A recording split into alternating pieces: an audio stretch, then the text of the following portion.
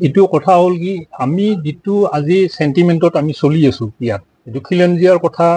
আমাৰ মুখ্যমন্ত্ৰীয়ে কৈ থাকে সেই হিচাপে আমাৰ ইয়াত যেটো খিলঞ্জীয়া চেতনা সেই চেতনাটো তেওঁ এবাৰ আহক তেওঁ জনপ্ৰিয় মুখ্যমন্ত্ৰী তেওঁ আহি আমাৰ এই অনুভূতি বিলাকক তেওঁ এক অনুভৱ কৰক আমাৰ আহ্বান এটাই যে আমাৰ ইয়াৰ পৰা কিবা এটা কাহিনীৰ লগে লগে কিবা এটা দিয়ক আমাৰ হৃদয়বিলাক তেতিয়াহে সান্তনা পাব কাৰণ আমাৰ ইয়াত বহুত প্ৰতিভাৱান ল'ৰা আছে বহুত শিক্ষিত কিন্তু তেওঁলোক নীৰৱ কেৱল চাই আছে যে আমি যেটো মানে সমস্যাৰ মাজত আছো যে এই সমস্যাৰ পৰা আসলতে উদ্ধাৰ কৰিবৰ কাৰণে ধৰক উন্নয়নৰ দিশটো চাবৰ কাৰণে আজি মুখ্যমন্ত্ৰী ইফালে চকু দিয়ক কিন্তু আমি যেটো দেখি গৈছো আমাক যেন কিবা কৰবাত কিবা ক্ষেত্ৰত নেগলেক্ট কৰিছে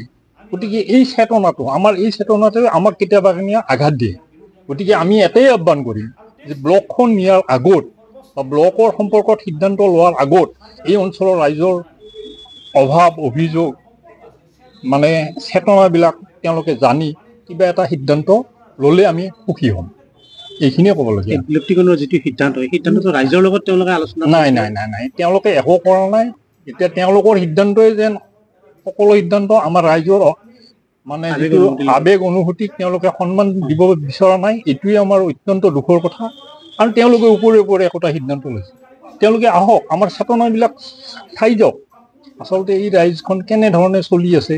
কেনে ধৰণে আমি অসমীয়া বুলি পৰিচয় দিব খুজি আছো আমাৰ ইয়াত কোনো হিন্দু মুছলমানৰ প্ৰশ্ন কিন্তু নাহে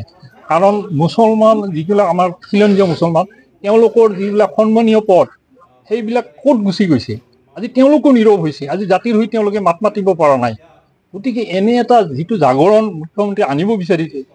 সেই হিচাপে ইয়াত পদক্ষেপ ললেহে আমাৰো এই চেতনাবিলাক জাগ্ৰত হ'ব চৰকাৰৰ যদি এই সিদ্ধান্ত ভাল থাকে কি কৰিব আমি কি কৰিম মানে এতিয়া কথা হৈছে যে তেওঁলোকে আসলতে যদি একদম